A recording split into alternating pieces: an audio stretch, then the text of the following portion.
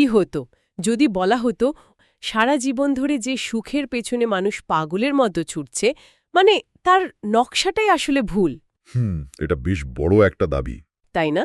আসলে আমরা বেশিরভাগ মানুষই তো একটা ছকে বাঁধা স্বপ্ন নিয়ে বড় হই। ভাবি যে ব্যাংকে অনেক টাকা, একটা বিলাসবহুল গাড়ি বা ধরুন নিখুঁত কোনো জীবনসঙ্গী পেলেই হয়তো সুখের একদম চূড়ান্ত শিখরে পৌঁছানো সম্ভব। একদম। মানে যেন সুখ একটা গন্তব্য, ওখানে পৌঁছাতে পারলেই সব সমস্যার সমাধান হয়ে যাবে। ঠিক, কিন্তু মানুষের মনের গহীনে সুখের যে আসল সমীকরণটি লুকিয়ে আছে তা আমাদের এই প্রচলিত ধারণার চেয়ে সম্পূর্ণ আলাদা। তো আজকের এই বিশেষ দীর্ঘ আড্ডায়, মানে এই গভীর বিশ্লেষণে, আমরা মানুষের মনের গঠন বোঝার পর্যায় থেকে শুরু করে জীবনের প্রকৃত অর্থ খুঁজে পাওয়ার একটা অত্যন্ত আকর্ষণীয় যাত্রায় বের হব। দারুণ একটা বিষয়। আর আমাদের এই যাত্রার মূল ভিত্তি হল জনাথন হাইডেটের লেখা অসাধারণ একটি বই, দ্য হ্যাপিনেস হাইপোথিসিস। জনাথন হাইডেট হলেন একজন প্রখ্যাত সোশ্যাল সাইকোলজিস্ট আর ভার্জিনিয়া বিশ্ববিদ্যালয়ের অধ্যাপক। মানুষের নৈতিকতা, আবেগ আর পজিটিভ সাইকোলজি নিয়ে তিনি দীর্ঘদিন ধরে গবেষণা করছেন। হ্যাঁ, আর তার এই গবেষণার সবচেয়ে চমৎকার দিকটি হল তিনি প্রাচীন যুগের জ্ঞান আর আধুনিক বিজ্ঞানের এক অপূর্ব সমন্বয় করেছেন। ঠিক, এই সমন্বয়টাই সবচেয়ে ইন্টারেস্টিং। মানুষের ইতিহাস ঘাঁটলে দেখা যায় সেই প্রাচীন কাল থেকেই গ্রিক দার্শনিক বা ধরুন গৌতম বুদ্ধ বা স্টোয়িকদের মতো চিন্তাবিদরা সুখের সন্ধান করেছেন। তারা কিভাবে জীবনযাপন করা উচিত তা নিয়ে অসাধারণ সব মতবাদ দিয়ে গেছেন। অনেক আগে থেকে এগুলো নিয়ে চর্চা হচ্ছে। হ্যাঁ, অন্যদিকে আধুনিক নিউরোসায়েন্স আর সাইকোলজিও মানুষের মস্তিষ্ক কিভাবে কাজ করে তা নিয়ে গত কয়েক দশকে যুগান্তকারী সব আবিষ্কার করেছে। প্রাচীন সেই জ্ঞান আর আধুনিক গবেষণার মধ্যকার যোগসূত্রটি খুব সুন্দরভাবে ফুটে উঠেছে এই বইয়ের আলোচনায়। ভাবতে অবাক লাগে যে প্রাচীন দর্শনের অনেক কথাই আধুনিক বিজ্ঞানের গবেষণাগারে, মানে এমআরআই মেশিনের নিচে আজ আক্ষরিক অর্থে সত্য বলে প্রমাণিত হচ্ছে। ঠিক আছে, চলুন বিষয়টি একটু খতিয়ে দেখি। আজকের আলোচনার প্রথমেই তো মানুষের মনের গঠন নিয়ে কথা বলতে হয়। আমরা সাধারণত মনে করি আমাদের মন একটা একক সত্তা, তাই না? আমি যা ভাবি আমার মন সেটাই করে। রাইট, আমরা ভাবি আমাদের চিন্তার উপর আমাদের পুরোপুরি নিয়ন্ত্রণ আছে। কিন্তু জোনাথন হাইডট মনকে একটা চমৎকার রূপকে সাহায্যে ব্যাখ্যা করেছেন। তিনি বলেছেন মানুষের মন কোনো একক সত্তা নয়, বরং এটি গভীরভাবে বিভক্ত। তিনি মনকে একটা বিশাল বন্য হাতি আর সেই হাতির পিঠে বসা একজন ক্ষুদ্র মাহুতের সাথে তুলনা করেছেন। হাতি আর মাহুত, দারুণ একটা রূপক। হ্যাঁ, এখানে মাহুত হল আমাদের সচেতন মন, মানে আমাদের যৌক্তিক চিন্তা বা র্যাশনাল রাইডার, আর বিশাল সেই হাতিটি হল আমাদের আবেগ, প্রবৃত্তি আর স্বয়ংক্রিয় অনুভূতি বা ইমোশনাল এলিফ্যান্ট। হাতির এই রূপকটি মানুষের মস্তিষ্কের গঠনগত দিক থেকেও একদম নিখুঁত একটা ধারণা দেয়। বিবর্তনের ধারায় আমাদের মস্তিষ্কের যে অংশগুলো একেবারে শুরুতে তৈরি হয়েছে, যেমন ধরুন লিম্বিক সিস্টেম, তা আমাদের মৌলিক প্রবৃত্তি, ক্ষুধা, ভয় বা বংশবৃদ্ধির মতো আবেগগুলো নিয়ন্ত্রণ করে। তার মানে এটাই আমাদের ভেতরের সেই হাতি। একদম, এটি স্বয়ংক্রিয় এবং অত্যন্ত শক্তিশালী। আর মস্তিষ্কের অপেক্ষাকৃত নতুন অংশ, বিশেষ করে প্রিফ্রন্টাল কর্টেক্স, আমাদের যুক্তি, ভাষা আর বিচার বিশ্লেষণের কাজ করে। এটি হলো মাহুত। শুধু তাই নয়, শরীরের ভেতরেও এমন কিছু বিভাজন আছে যা শুনলে যে কেউ অবাক হবে। আচ্ছা, যেমন? যেমন আমাদের পরিপাকতন্ত্র বা পেটের ভেতরেও স্নায়ুকোষের একটি বিশাল নেটওয়ার্ক আছে, যাকে বিজ্ঞানের ভাষায় গাট ব্রেইন বলা হয়। গাট ব্রেন? মানে পেটের ভেতরেও একটা ব্রেন আছে? হ্যাঁ, আর এই গাট ব্রেন সম্পূর্ণ স্বাধীনভাবে কাজ করতে পারে।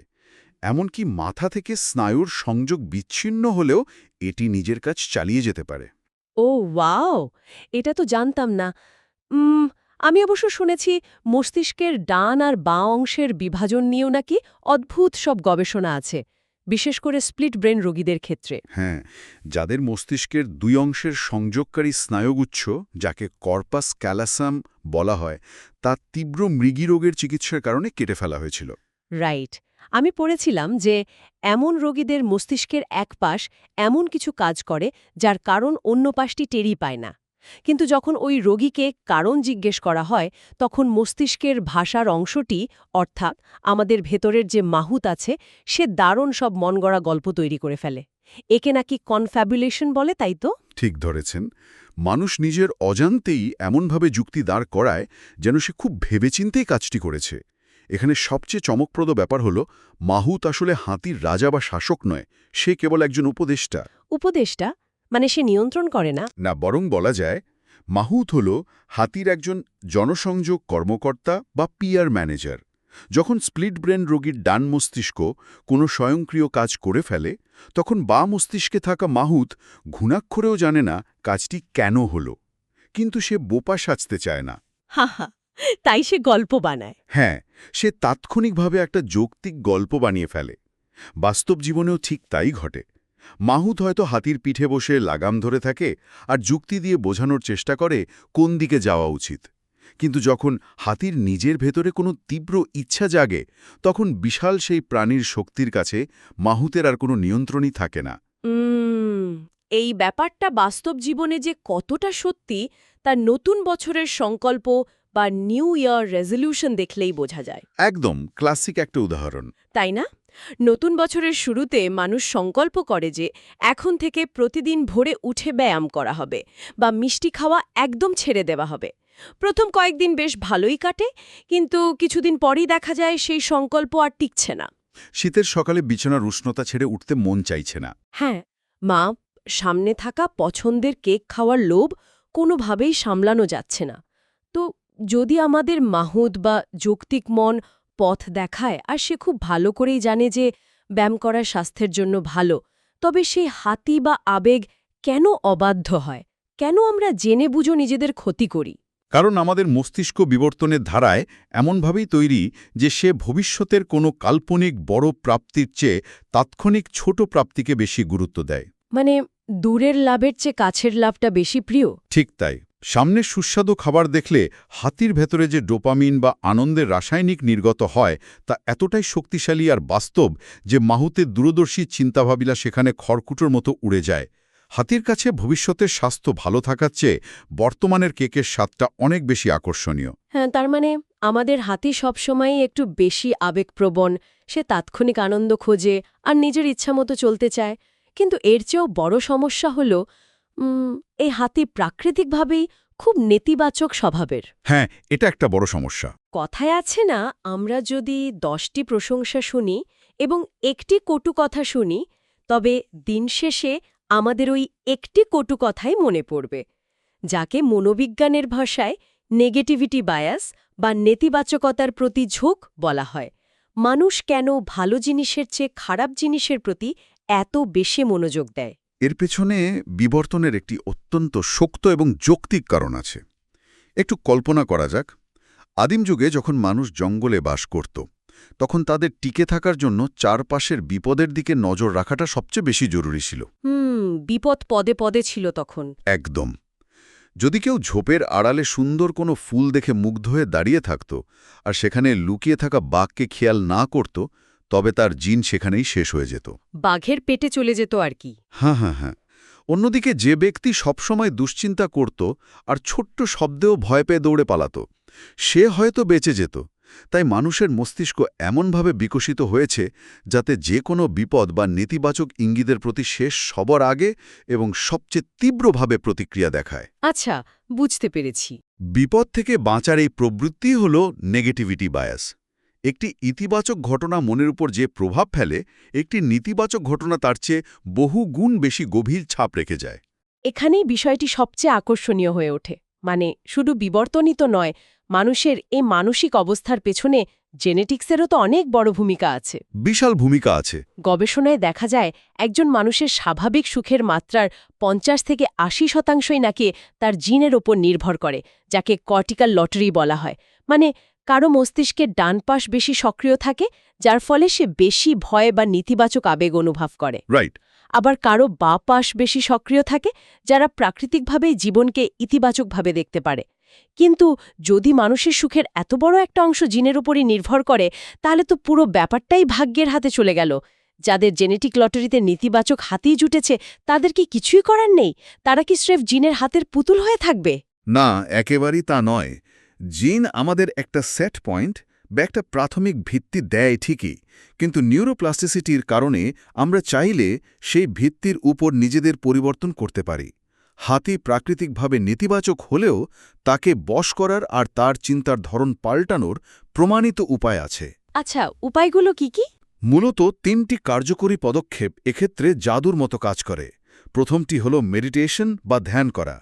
প্রতিদিন নিয়মিত মেডিটেশন করলে আমাদের মস্তিষ্কের অ্যামিগডালা বা ভয়ের কেন্দ্রটি শান্ত হতে শুরু করে, আর হাতির স্বয়ংক্রিয় নেতিবাচক চিন্তাগুলো ধীরে ধীরে কমতে থাকে। মেডিটেশন আসলেই খুব কাজের। আর দ্বিতীয়টা? দ্বিতীয়টি হল কগনিটিভ বিহেভিয়ারাল থেরাপি বা সিবিটি। এটি এমন একটা পদ্ধতি যেখানে মানুষ নিজের হাতির তৈরি করা নেতিবাচক চিন্তার ভুলগুলো যুক্তি দিয়ে ধরতে শেখে। যুক্তি দিয়ে মানে কিভাবে, একটু বুঝিয়ে বলবেন? যেমন ধরুন, বস একটু গম্ভীর মুখে কথা বললেই হাতি হয়তো ভাবে আমার চাকরিটা বোধহয় চলে যাবে। সিবিটি শেখায় এই চিন্তাকে প্রশ্ন করতে এর কি কোনো বাস্তব প্রমাণ আছে। এভাবে নেতিবাচক চিন্তাকে ইতিবাচক বা বাস্তবসম্মত চিন্তায় রূপান্তর করা যায়। ও, বুঝতে পেরেছি। মানে মাহুত দিয়ে হাতিকে লজিক বোঝানো। একদম তাই। আর তৃতীয়টি হল ক্লিনিক্যাল ডিপ্রেশনের মতো গুরুতর ক্ষেত্রে চিকিৎসকের পরামর্শে সঠিক ওষুধের সাহায্য নেওয়া, যা মস্তিষ্কের রাসায়নিক ভারসাম্য ঠিক করতে সাহায্য করে। অর্থাৎ সচেতনভাবে কিছু চর্চা করলে আমাদের ভেতরের এই বন্য আর অবাধ্য হাতিকে ধীরে ধীরে প্রশান্ত এবং আশাবাদী করে তোলা সম্ভব। কিন্তু ধরুন, একজন মানুষ প্রতিদিন মেডিটেশন করে, সিবিটি চর্চা করে, নিজের হাতিকে শান্ত করে ফেলল, কিন্তু সে তো আর একা বাস করে না। না, সমাজবদ্ধ জীব হিসাবে তাকে বাইরে বেরোতেই হয়। এবার ভাবুন, এই শান্ত হাতিটা যখন সমাজের অন্য বন্য এবং অবাধ্য হাতিদের মুখোমুখি হয়, তখন কি ঘটে? সমাজ তো গড়ে উঠেছে পারস্পরিক আদান প্রদানের ভিত্তির ওপর, যাকে রেসিপ্রোসিটি বলা হয়। ঠিক তাই। সমাজ টিকে আছে সহযোগিতার উপর। আদিম যুগে যখন মানুষ দলবদ্ধ হয়ে শিকার করত, তখন আজকার মতো কোনো রেফ্রিজারেটর ছিল না। হ্যাঁ, না, তা তো ছিল না। তো কেউ যদি একটি বড় পশু শিকার করত, তার একার পক্ষে পুরো মাংস খাওয়া সম্ভব ছিল না। সে তখন অন্যের সাথে খাওয়ার ভাগ করে নিত, এই আশায় যে ভবিষ্যতে সে যখন শিকার পাবে না, তখন অন্যেরা তাকে খাবার দেবে। এভাবেই আদান প্রদানের এই নিয়মটি মানুষের মজ্জাগত হয়ে গেছে। মানে কেউ একটা উপকার করলে আমরাও সেটা ফিরিয়ে দিতে চাই। হ্যাঁ, কেউ আমাদের কোনো ছোট উপকার করলেও আমরা অবচেতনভাবেই মানসিকভাবে দায়বদ্ধ বোধ করি তার প্রতিদান দেওয়ার জন্য। রেসিপ্রসিটির ব্যাপারটা পারস্পরিক সহযোগিতার জন্য দারুণ। কিন্তু যদি আমরা জন্মগতভাবেই একে অপরকে সাহায্য করার জন্য তৈরি হয়ে থাকি, তবে আমাদের চারপাশের পৃথিবীটা এত দ্বন্দ্বে ভরা কেন? হ্যাঁ, এটা একটা বড় প্রশ্ন। মানুষ সবসময় তর্ক করছে। এর একটা বড় কারণ হয়তো এই যে মানুষ জন্মগতভাবেই এক অদ্ভুত ধরনের ভণ্ড বা হিপোক্রেট। আমরা অন্যের চোখের ধুলো ঠিকই দেখতে পাই, কিন্তু নিজের চোখের ভেতরের বিশাল কাঠটা দেখতে পাই না। এটি একটি গুরুত্বপূর্ণ প্রশ্নের জন্ম দেয়। কেন নিজের ভুল স্বীকার করাটা মস্তিষ্কের জন্য এত কঠিন? কারণ হিসেবে নাইভ রিয়ালিজম নামে একটা দারুণ মনস্তাত্ত্বিক দিকের কথা বলা যায়। নাইভ রিয়ালিজম বিষয়টা কি আসলে? এর মানে হল, প্রত্যেক মানুষ অবচেতনভাবে বিশ্বাস করে যে সে নিজে পৃথিবীটাকে একদম নির্ভুল আর বাস্তব দৃষ্টিকোণ থেকে দেখছে। যেমন ধরুন, রাস্তায় গাড়ি চালানোর সময় যে আমাদের চেয়ে ধীরে গাড়ি চালায় তাকে আমাদের গর্দভ মনে হয়, আর যে আমাদের চেয়ে জোরে চালায় তাকে মনে হয় বদ্ধ উন্মাদ। হ্যাঁ, একদম সত্যি কথা। আমরা মনে করি আমাদের গতিটাই একমাত্র সঠিক। এই নাইভ রিয়ালিজম আমাদের নিজেদের ভুল দেখার ব্যাপারে পুরোপুরি অন্ধ করে রাখে। আর যখনই কেউ আমাদের কোনো ভুল ধরিয়ে দেয়, তখন আমাদের ভেতরের হাতিটি অপমানিত বোধ করে আর সাথে সাথে আত্মরক্ষার জন্য দাঁড়িয়ে যায়। তখন মাহুত কি করে? তখন মাহুত সেই হাতির পক্ষের উকিল হিসেবে কাজ শুরু করে।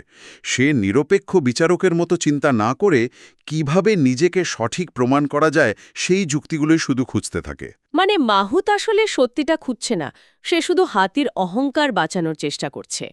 এই কারণেই যে কোনো তর্কে বা দ্বন্দ্বে অপরপক্ষের মানুষটিকে সবসময় অযৌক্তিক বলে মনে হয়। কিন্তু এই অন্তহীন দ্বন্দ্ব থেকে বের হওয়ার একটা ম্যাজিকের মতো কার্যকরী পদক্ষেপ আছে, তাই না? হ্যাঁ, একটা খুব সহজ কিন্তু শক্তিশালী পদক্ষেপ। সেটি হলো look for your own faults বা নিজের ভুলগুলো খোঁজার চেষ্টা করা। যে কোনো তর্কে বা ঝগড়ায় অপরপক্ষের ১০০টি দোষ না খুঁজে অন্তত নিজের একটি ছোট্ট ভুল স্বীকার করা। এটি কিভাবে কাজ করে জানেন? কিভাবে? যখনই কেউ নিজের একটা ভুল স্বীকার করে তখন রেসিপ্রোসিটির নিয়মে অপরপক্ষের হাতিটিও শান্ত হয়ে যায়। অপরপক্ষ তখন তার নিজের কোনো একটি ভুল স্বীকার করার জন্য এক ধরনের মানসিক চাপ অনুভব করে। এতে তর্কের পারদ সাথে সাথে নেমে যায়। একদম ম্যাজিকের মতো কাজ করে এটা। কিন্তু এই সম্পর্ক আর মানুষের ইগোর দ্বন্দ্ব সামলাতে সামলাতে মানুষ অনেক সময় ক্লান্ত হয়ে পারে। তখন অনেকেই ভাবে, "উম, যদি আমার কাছে অনেক টাকা থাকতো, যদি লটারিতে কোটি টাকা জিতে যেতাম বা বিশাল একটা বাড়ি কিনতে পারতাম, তাহলে আর এসব দ্বন্দ্ব পোহাতে হতো না, আমি চিরকালের জন্য সুখী হয়ে যেতাম।" কিন্তু টাকা বা বড় কোনো প্রাপ্তি কি আসলেই দীর্ঘস্থায়ী সুখ দিতে পারে? এর উত্তর লুকিয়ে আছে মনস্তাত্ত্বিক গবেষণার একটি চমৎকার বিষয়ের মধ্যে, যাকে অ্যাডাপ্টেশন প্রিন্সিপাল বা মানিয়ে নেওয়ার নীতি বলা হয়। মানিয়ে নেওয়ার নীতি? হ্যাঁ, এটা কিভাবে কাজ করে? একটি বিখ্যাত গবেষণায় এমন কিছু মানুষের সুখের মাত্রা মাপা হয়েছিল যারা লটারিতে বিশাল অঙ্কের টাকা জিতেছে, আর এমন কিছু মানুষের সুখ মাপা হয়েছিল যারা ভয়ানক দুর্ঘটনায় প্যারালাইজড বা পক্ষাঘাতগ্রস্ত হয়ে গেছে। সাধারণ যুক্তিতে মনে হবে লটারি বিজয়ীরা সারা জীবন আনন্দে ভাসবে আর দুর্ঘটনায় আহতরা সারা জীবন কাঁদবে। হ্যাঁ, এটাই তো স্বাভাবিক মনে হয়। কিন্তু অবাক করার মতো বিষয় হল, লটারি জেতার পর সাময়িকভাবে সুখের মাত্রা অনেক বেড়ে গেলেও এবং দুর্ঘটনায় সাময়িকভাবে তীব্র হতাশা নেমে এলেও কয়েক মাস পর উভয় দলই তাদের আগের স্বাভাবিক সুখের অবস্থায় ফিরে আসে। সিরিয়াসলি? লটারি জিতেও আগের অবস্থায় ফিরে আসে? হ্যাঁ, কারণ মানুষ যে কোনো নতুন পরিস্থিতির সাথেই ধীরে ধীরে মানিয়ে নিতে পারে। বিবর্তনের খাতিরে আমাদের মস্তিষ্ক নতুন জিনিসে অভ্যস্ত হয়ে যায়, যাতে সে পরবর্তী চ্যালেঞ্জ বা সুযোগের দিকে নজর দিতে পারে। তাহলে এই সব কিছুর অর্থ কি দাঁড়াচ্ছে? এর অর্থ কি এই যে আমরা যাই করি না কেন আমাদের সুখের মাত্রা নির্দিষ্টই থাকবে? টাকা দিয়ে কি আদৌ সুখ কেনা যায় না? বা বাইরের পরিবেশের কি আমাদের মনের ওপর কোনোই প্রভাব নেই? এখানেই সুখের সেই বিখ্যাত সমীকরণটি আসে, H = S+C+V। একটু বুঝিয়ে বলবেন? অবশ্যই। এখানে H হল হ্যাপিনেস বা সুখ, S হল সেট পয়েন্ট বা আমাদের জিনের মাধ্যমে পাওয়া স্বাভাবিক সুখের মাত্রা, C হল কন্ডিশনস বা বাহ্যিক কিছু শর্ত, আর V হল ভলেন্টারি অ্যাক্টিভিটিস বা স্বেচ্ছায় করা কাজ। আচ্ছা। অ্যাডাপ্টেশন প্রিন্সিপাল সত্যি হলেও কিছু সি বা কন্ডিশন আছে যার সাথে মানুষ কখনোই পুরোপুরি মানিয়ে নিতে পারে না। যেমন নতুন একটা দামি গাড়ি কিনলে কয়েক মাস পর সেটা খুব সাধারণ মনে হবে। একে কনসপিকিউয়াস কনজাম্পশন বলা হয়, যা মূলত অন্যদের দেখানোর জন্য করা হয়। এর আবেদন দ্রুত ফুরিয়ে যায়। মানে লোক দেখানো জিনিসের আনন্দ ক্ষণস্থায়ী। ঠিক, কিন্তু অতিরিক্ত যানজট, দীর্ঘ যাতায়াত বা চারপাশের প্রচণ্ড শব্দদূষণের সাথে কেউ কখনোই অভ্যস্ত হতে পারবে না। এগুলো প্রতিনিয়ত সুখ কমিয়ে দেয়। অন্যদিকে ভালো আর গভীর সামাজিক সম্পর্ক মানুষের জীবনের সুখের অন্যতম বড় একটি কন্ডিশন। সম্পর্ক ভালো থাকলে সুখ নিশ্চিতভাবে বাড়ে। আর টাকার ব্যাপারটা? টাকার কথা যদি আসে, টাকা দিয়ে বস্তুগত জিনিস না কিনে যদি অভিজ্ঞতা কেনা হয়, যেমন বন্ধুদের সাথে ঘুরতে যাওয়া বা নতুন কিছু শেখা, তবে সেই স্মৃতিগুলো দীর্ঘমেয়াদী সুখ দেয়। তার মানে টাকা দিয়ে সুখ কেনা যায় যদি মানুষ জানে ঠিক কোথায় টাকাটা খরচ করতে হবে। এবার সমীকরণের সর্বশেষ অংশ ভি বা স্বেচ্ছায় করা কাজ নিয়ে বলা যাক। হ্যাঁ, এটা খুব গুরুত্বপূর্ণ। এখানে সবচেয়ে গুরুত্বপূর্ণ ধারণাটি হল কাজের মাঝে অর্থ খুঁজে পাওয়া বা ফ্লো। ফ্লো হল কাজের এমন একটি গভীর অবস্থা যখন মানুষ তার নিজের পছন্দের এবং শক্তির জায়গাগুলো ব্যবহার করে কোনো কাজ করে এবং সময়ের জ্ঞান হারিয়ে ফেলে। এটা স্পোর্টস বা আর্টের ক্ষেত্রে খুব দেখা যায়। হ্যাঁ, তবে এটি কেবল শখ পূরণের ক্ষেত্রে নয়, পেশাগত জীবনেও হতে পারে। একটা হাসপাতালে পরিষ্কারতা কর্মীদের নিয়ে করা গবেষণায় দেখা গেছে, যারা নিজেদের কাজকে কেবল অর্থের বিনিময়ে করা চাকরি হিসেবে দেখেছে, তারা কাজে কোনো আনন্দ পায়নি। স্বাভাবিক। কিন্তু যারা মনে করেছে যে তারা রোগীদের সুস্থ হয়ে ওঠার মতো একটি মহৎ প্রক্রিয়ার অংশ, অর্থাৎ যারা কাজটিকে নিজেদের কলিং বা আত্মিক ডাক হিসেবে নিয়েছে, তারা অনেক বেশি সুখী ছিল। দারুণ একটা উদাহরণ। অভিজ্ঞতা, ফ্লো আর নিজের কাজের মাঝে অর্থ খুঁজে পাওয়া, এগুলো আমাদের জীবনকে সুন্দর করে। কিন্তু বাস্তব জীবন তো শুধু ইতিবাচক অভিজ্ঞতার সমাহার নয়। কখনো কখনো জীবনের ওই সি বা কন্ডিশনগুলো প্রচণ্ড নিষ্ঠুর হয়ে ওঠে। মানুষের জীবনে নেমে আসে গভীর শূন্যতা বা ট্রমা। জীবনের সবচেয়ে বড় আঘাত বা প্রতিকূলতাগুলো কি কেবলই হতাশা তৈরি করে? এখানেই মানুষের মনের সবচেয়ে অসাধারণ ক্ষমতাটি প্রকাশ পায়। মনোবিজ্ঞানে একে পোস্ট ট্রমাটিক গ্রোথ বলা হয়। মানে? ট্রমা থেকে বেড়ে ওঠা। ঠিক। অর্থাৎ ট্রমা বা আঘাতের পর মানুষ যখন সেই পরিস্থিতি সামলে ওঠে, তখন তার মানসিক গঠন আগের চেয়ে অনেক বেশি পরিণত আর শক্তিশালী হয়ে যায়। তবে এখানে একটা সূক্ষ্ম বিষয় আছে। শুধু আঘাত পেলেই যে মানুষ শক্তিশালী হবে তা নয়। তাহলে কিভাবে হবে? আঘাত তখনই মানুষকে বিকশিত করে যখন মানুষ সেই তীব্র কষ্টের ভেতর থেকে কোনো অর্থ বা মিনিং খুঁজে বের করতে পারে। বিশেষ করে তরুণ বয়সে যখন মানুষের মন নিজেদের পরিচয় খুঁজছে, তখন এই ধরনের কঠিন অভিজ্ঞতা তাদের পুরনো ধ্যান ধারণা ভেঙে দেয়। তারা বুঝতে শেখে জীবনের আসল অগ্রাধিকারগুলো কি। তখন অনেক ফালতু জিনিস মাথা থেকে বেরিয়ে যায়। একদম। অর্থহীন ইঁদুর দৌড়ের বাইরে এসে তারা সম্পর্ক আর আত্মিক শান্তির দিকে বেশি মনোযোগ দেয়। এই নতুন করে সবকিছু সাজানোর প্রক্রিয়াই হল কোহেরেন্স বা সামঞ্জস্য তৈরি করা। তাহলে জীবনের আসল অর্থ আসলে কোথায় লুকিয়ে আছে? প্রাচীন প্রাচ্যের দর্শন শেখায় সব ধরনের আকাঙ্ক্ষা বা মোহ ত্যাগ করে নিজের ভেতরে শান্তি খুঁজতেন। আবার পাশ্চাত্যের জীবনযাত্রা শেখায় বাইরের দুনিয়ায় জয় করে সাফল্য অর্জন করতে। জনাথন হাইডেড এই দুই বিপরীতমুখী চিন্তার মাঝে চমৎকার একটি সেতু তৈরি করেছেন, তাই না? আমরা যদি এটিকে বৃহত্তর প্রেক্ষাপটের সাথে মিলিয়ে দেখি, তাহলে পুরো আলোচনার মূল সারমর্মটি একটি বাক্যে প্রকাশ করা যায়: happiness comes from between. Happiness comes from between মানে সুখ মাঝখান থেকে আসে। হ্যাঁ, অর্থাৎ সুখ সরাসরি কোনো একটি জায়গা বা বস্তুর ভেতরে থাকে না। সুখ আসে সঠিক সম্পর্ক স্থাপনের মাঝখান থেকে। একজন মানুষকে তার নিজের ভেতরের মাহুত ও হাতির মাঝে, তার চারপাশের মানুষদের মাঝে, তার কাজের মাঝে এবং বৃহত্তর কোনো সমাজ বা আদর্শের মাঝে একটা নিখুঁত সামঞ্জস্য তৈরি করতে হয়। সবকিছুর একটা ব্যালেন্স আর কি। ঠিক। যখন এই ভেতরের এবং বাইরের সম্পর্কগুলো সঠিকভাবে মিলে যায়, তখন সুখের পেছনে আর ছুটতে হয় না। সুখ নিজে থেকেই ধরা দেয়। অসাধারণ একটি উপলব্ধি। আজকের এই দীর্ঘ আড্ডায় মনের একদম ভেতর থেকে শুরু করে জীবনের বিশাল অর্থ পর্যন্ত সত্যি অনেকগুলো নতুন দৃষ্টিভঙ্গি উঠে এসেছে। যদি পুরো আলোচনার একটা সারসংক্ষেপ টানা যায়, তাহলে দেখা যায় যে সুখী জীবনের চাবিকাঠি হল প্রাচীন দর্শনের শিক্ষা আর আধুনিক বিজ্ঞানের আবিষ্কারের মধ্যে একটি চমৎকার ভারসাম্য তৈরি করা। একদম। এই ভারসাম্যটাই আসল। হারিয়ে যাওয়া যায় আর তাতে একটা মহৎ উদ্দেশ্য খুঁজে পাওয়া সম্ভব হয়। রাইট, যাকে আমরা ফ্লো বলছিলাম। হ্যাঁ। দ্বিতীয়ত, যে কোনো তর্কে বা দ্বন্দ্বে অপরকে দোষারোপ করার আগে নিজের ভুলগুলো একটু হলেও খোঁজার চেষ্টা করা। এই একটা কাজ সম্পর্কের অনেক কঠিন জট খুলে দিতে পারে। আর তৃতীয়ত, নিজের ভেতরের অবাধ্য এবং নেতিবাচক হাতিটিকে বশ করার জন্য নিয়মিত মেডিটেশন বা কগনিটিভ থেরাপির মতো মানসিক চর্চাগুলো চালিয়ে যাওয়া। এই তিনটে কাজ করতে পারলে জীবনে অনেক বড় পরিবর্তন আনা সম্ভব। আজকের এই আলোচনা সত্যিই আমাদের অনেক কিছু নতুন করে ভাবতে বাধ্য করে। আমরা সবাই তো একটা নিষ্কণ্টক, বাধাহীন আর আরামদায়ক জীবন চাই। কিন্তু আমাদের জীবনের সবচেয়ে বড় কষ্ট আর ট্রমাগুলোই যদি শেষ পর্যন্ত আমাদের আত্মপরিচয় গঠনে সাহায্য করে এবং আমাদের জীবনের সেরা গল্পটি তৈরি করার মূল উপাদান হয়, তবে কি এমন কোনো জীবন কামনা করা উচিত যেখানে কোনো কষ্ট বা আঘাতই নেই? খুব সুন্দর একটা চিন্তার খোরাক দিলেন। এই প্রশ্নটি হয়তো সুখ আর মানুষের জীবনের প্রকৃত অর্থ সম্পর্কে আমাদের ধারণাকেই একদম পাল্টে দেবে। তো যদি আজকের এই আলোচনাটি তথ্যবহুল আর চিন্তার খোরাক জোগানো বলে মনে হয়, তবে এমন আরও জ্ঞানভিত্তিক কন্টেন্ট নিয়মিত পেতে ইংলিশে চ্যানেলটি সাবস্ক্রাইব করার অনুরোধ রইল। হ্যাঁ, সাবস্ক্রাইব করে আমাদের সাথেই থাকবেন।